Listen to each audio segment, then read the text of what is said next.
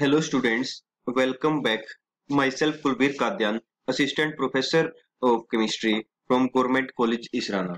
In the last video, we have discussed about acids and bases and different definitions like Arrhenius concept, Bronsted-Lowry concept of acid and bases, conjugate acid-base pair, etc.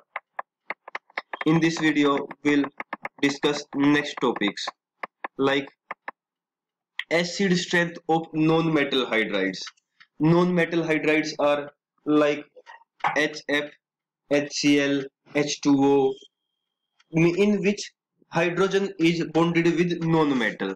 For non-metal hydrides, acid strength depends on mainly the strength of central non-metal and strength of non-metal hydrogen bond. एक तो जो आपका hydrogen acid strength है वो depend करेगी, एक तो आपका इलेक्ट्रोनेगेटिविटी कितनी है सेंट्रल एटम की। अगर सेंट्रल एटम की नेगेटिविटी ज्यादा है तो आपका इलेक्ट्रॉन पेयर विड्रॉ करेगा आपका हाइड्रोजन से, तो इजिली हाइड्रोजन डोनेट कर सकते हैं।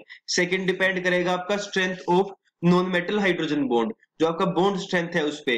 अगर बॉन्ड आपका स्ट्रॉन्ग है, बॉन्ड लेंथ स्मॉल है, तो मींस बॉन्ड को ब्रेक करना, हाइड्रोजन रिमूवल क्या होगा, डिफिकल्ट होगा, वीक एसिड है। और अगर बॉन्ड लेंथ ज्यादा है, मतलब बॉन्ड स्ट्रेंथ वीक है, तो इजिली हाइड्रोजन डोनेट कर देगा, तो स्ट्रॉन्ग एसिड होगा आपका। अब across a period when we move from left to right acid strength increases।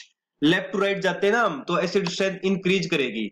जब भी किसी पीरियड में हम लेफ्ट टू राइट जाएंगे तो एसिडिक स्ट्रेंथ वो क्यों इंक्रीज करेगी, क्योंकि इलेक्ट्रोनेगेटिविटी इंक्रीज करती है along the period. Along the period क्या होता है, एक्टिव एसिड इलेक्ट्रोनेगेटिविटी इंक्रीज करती है। जैसे हम H2O और HF में कंपेयर करें तो HF आपका ज्यादा एसिडिक होगा एज कंपेयर टू H2O, क्योंकि लेफ्ट टू राइट जा रहे हैं, ऑक्सीजन से फ्लोरीन की तरफ जा रहे हैं, तो आपकी इलेक्ट्रोनेगेटिविटी बढ़ती है, फ्लोरीन ज्यादा इलेक्ट्रोनेगेटिव है। तो हमेशा जो नॉन मेटल हाइड्राइड्स है उनके केस में लेफ्ट टू राइट आपका क्या होगा, एसिडिक स्ट्रेंथ इंक्रीज होगी। सिमिलरली डाउन द ग्रुप भी आपकी एसिडिक स्ट्रेंथ इंक्रीज होगी। अब डाउन द ग्रुप जा रहे हैं, जैसे HF, HCl, HBr, HI, मतलब फ्लोरीन, क्लोरीन, ब्रोमीन, आयोडीन एक ही ग्रुप में है, तो डाउन द ग्रुप जाते हैं तो एसिडिक स्ट्रेंथ इंक्रीज होती है। क्यों इंक्रीज होती है, क्योंकि बॉन्ड स्ट्रेंथ डिक्रीज हो जाती है। अब HF, HCl, HBr, HI down the group गए तो क्या हुआ, बॉन्ड लेंथ इंक्रीज करती जा रही है। अब HF में सबसे स्मॉल है बॉन्ड लेंथ और HI में सबसे लॉन्गर है बॉन्ड लेंथ, तो बॉन्ड लेंथ लॉन्ग है, मींस आपका बॉन्ड स्ट्रेंथ क्या है, वीक है, तो इजिली H पॉजिटिव डोनेट कर सकते हैं। तो आपका जो एसिडिक स्ट्रेंथ है नॉन मेटल हाइड्राइड्स की, वो लेफ्ट टू राइट भी आपकी इंक्रीज करेगी और डाउन द ग्रुप भी क्या होगी, आपकी इंक्रीज करेगी। आपने ध्यान रखना है, जैसे आपका H2O और HF में कंपेयर करें तो HF ज्यादा एसिडिक होगा, और ऐसे ही H2O और H2S में कंपेयर करें तो H2S ज्यादा एसिडिक होगा, क्योंकि डाउन द ग्रुप भी आपकी एसिडिक स्ट्रेंथ क्या करती है, इंक्रीज करती है। नेक्स्ट जैसे दिखा रखा है आपका H2O और HF में HF ज्यादा एसिडिक है, H2S और HCl में HCl ज्यादा एसिडिक है, H2SC में HBr में HBr ज्यादा एसिडिक है, H2TE और HI में HI ज्यादा एसिडिक है। डाउन द ग्रुप जाते हैं तो जैसे H2O, H2S, H2SC, H2TE, तो H2TE आपका क्या है, ज्यादा एसिडिक है, फिर ये कम, ये कम, ये सबसे कम एसिडिक। ऐसे ही डाउन द ग्रुप जा रहे हैं, आपका HI ज्यादा एसिडिक है as compare to HF, HCl, HBr। तो लेफ्ट टू राइट आपका रीजन आपको पता होना चाहिए। लेफ्ट टू राइट तो एसिडिक स्ट्रेंथ इसलिए इंक्रीज हो रही है क्योंकि इलेक्ट्रोनेगेटिविटी बढ़ रही है सेंट्रल मेटल की, और डाउन द ग्रुप एसिडिटी इसलिए बढ़ रही है क्योंकि आपका क्या है, बॉन्ड स्ट्रेंथ डिक्रीज हो रही है। अब ओक्सो एसिड्स की बात करेंगे।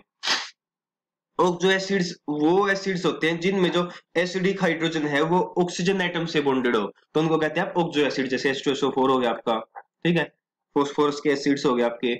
एसिडिक स्ट्रेंथ है जो आपकी ओक्सो एसिड्स की, वो भी आपका दो फैक्टर्स पे डिपेंड कर रही है। तो इलेक्ट्रॉन नेगेटिविटी जो सेंट्रल नॉन मेटल है, जो सेंट्रल नॉन मेटल है उसकी इलेक्ट्रोनेगेटिविटी क्या है उस पर डिपेंड करेगी, और एक नंबर ऑफ ऑक्सीजन एटम कितने हैं उस सेंट्रल मेटल पे, नंबर ऑफ ऑक्सीजन एटम कितने हैं, क्योंकि जो नंबर ऑफ ऑक्सीजन एटम्स होंगे जितने भी डबल बॉन्डेड, वो क्या होते हैं, इलेक्ट्रोनेगेटिविटी में, रेजोनेंस में टेक पार्ट करते हैं। तो आपका जितने ज्यादा ऑक्सीजन होंगे उतना ही ज्यादा आपका रेजोनेटिक स्ट्रक्चर होंगे और उतना ही आपका ज्यादा स्टेबल होगा आपका एसिड।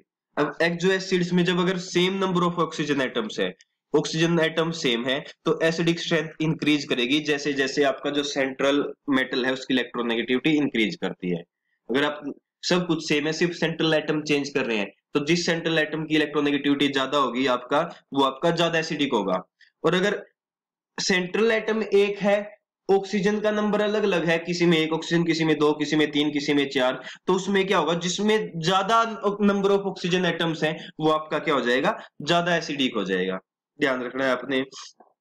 तो आपका अगर जैसे आपका HClO, HBrO, HIO, इनमें कंपेयर करें, एक HClO, HBrO, HIO, एक एक ऑक्सीजन तीनों में, तो सेंट्रल एटम अलग अलग है, एक में क्लोरीन है, एक में ब्रोमीन है, एक में आयोडीन है। तो क्लोरीन ज्यादा इलेक्ट्रोनेगेटिव होता है, तो HClO है वो स्ट्रोंगर एसिड होगा as compare to HBrO।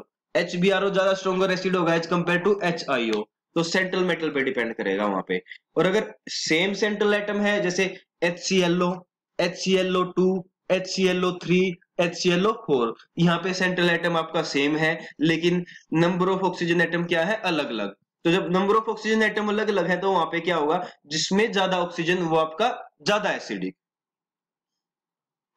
Next हम बात करेंगे हाइड्रेटेड मेटल आयंस क्या होते हैं। अब कुछ जो हाइड्रेटेड मेटल आयन होते हैं वो भी क्या है, आपका हाइड्रोजन ट्रांसफर कर सकते हैं वाटर को। तो इनको मेटल आयंस क्या बनाते हैं, वो एसिडिक सोल्यूशन बनाते हैं। जब मेटल स्मॉल होगा, आपका स्मॉल होगा साइज में, हाईली चार्ज होगा, तो क्या कर सकता है, it will withdraw enough electron density from the OH bonds of bound H2O molecule to release H positive. तो ये क्या कर देते हैं, वाटर के साथ जब रिएक्शन करेंगे, ये ऐसे small metal ions, highly charge metal ions water के साथ रिएक्शन करके H पॉजिटिव को रिलीज कर देते हैं, क्योंकि OH से ये स्ट्रॉन्गली बाउंड करते हैं। तो ये भी आपके क्या होते हैं, एसिडिक होते हैं। ये दिखा रखा है acidic behaviour of hydrated aluminium ions. Aluminium ions है, तो जब आपका water as a base act करेगा, तो ये क्या करेगा, OH से बाउंड हो गया, यहाँ पे क्या आ गया, H2O, H पॉजिटिव के साथ रिएक्शन करके H3O positive means proton donate कर दिया आपका। अब salts that yield neutral solution, ऐसे साल्ट्स जिनसे आपका क्या है, न्यूट्रल सॉल्यूशन बनता है। A salt that consist of a anion of a strong acid and cation of a strong base, तो उससे क्या बनेगा, न्यूट्रल सॉल्यूशन। जिसमें जो आपका जो सॉल्ट है कोई आपका, जिसमें अनाइन है वो भी स्ट्रॉन्ग एसिड का है, और जो कैटाइन है वो भी स्ट्रॉन्ग बेस का है, तो क्या बनेगा, न्यूट्रल सॉल्यूशन।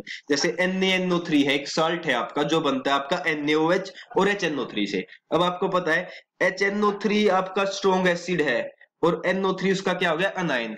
ऐसे ही NaOH स्ट्रॉन्ग बेस है और Na पॉजिटिव हो गया उसका कैटाइन।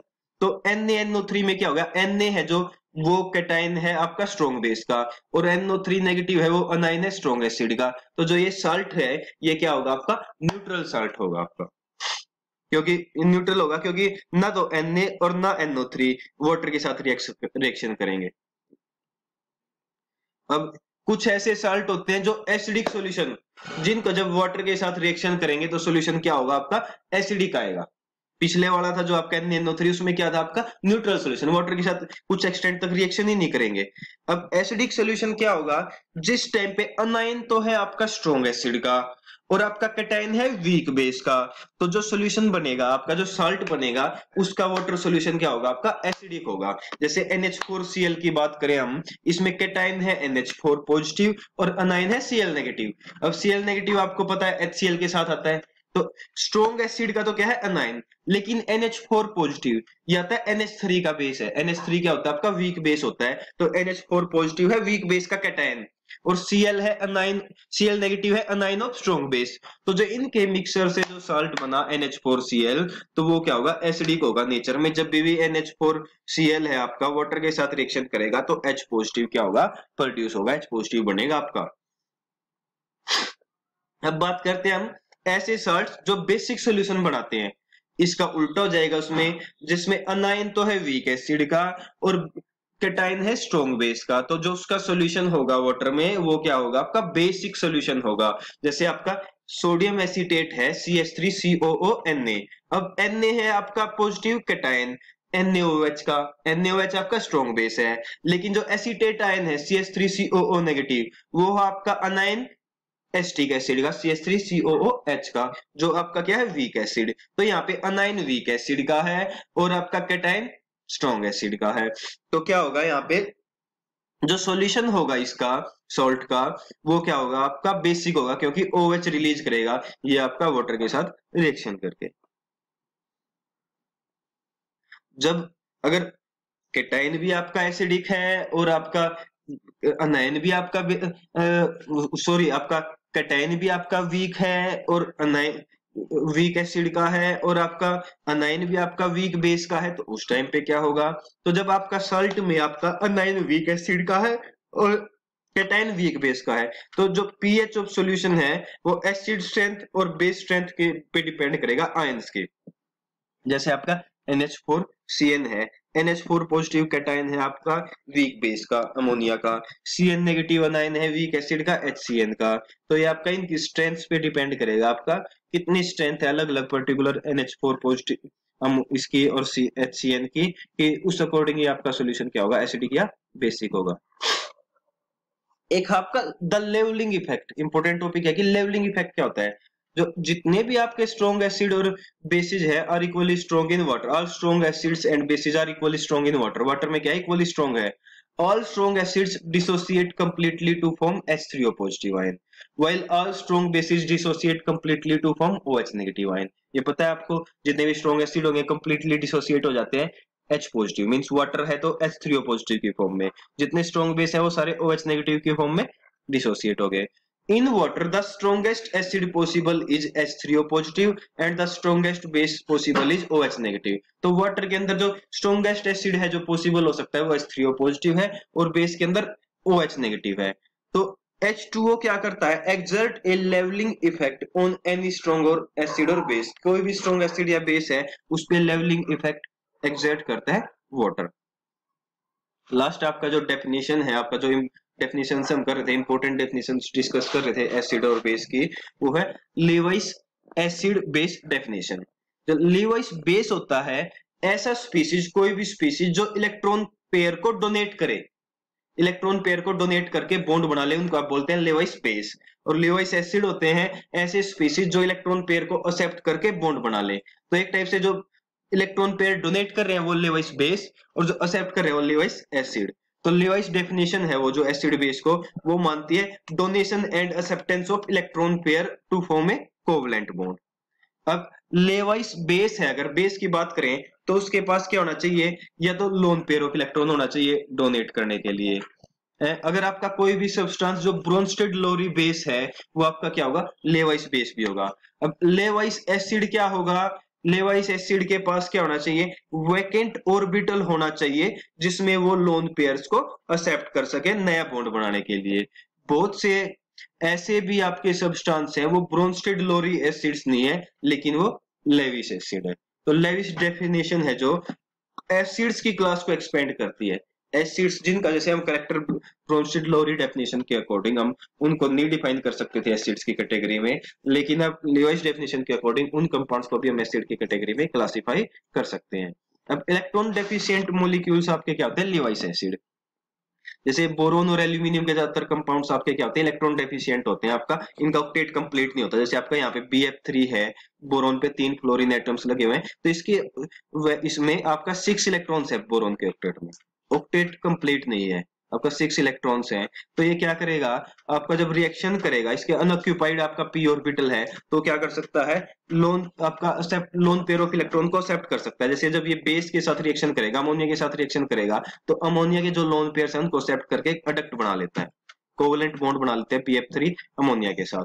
तो BF3 किसकी तरह बिहेव करेगा? As a Lewis acid.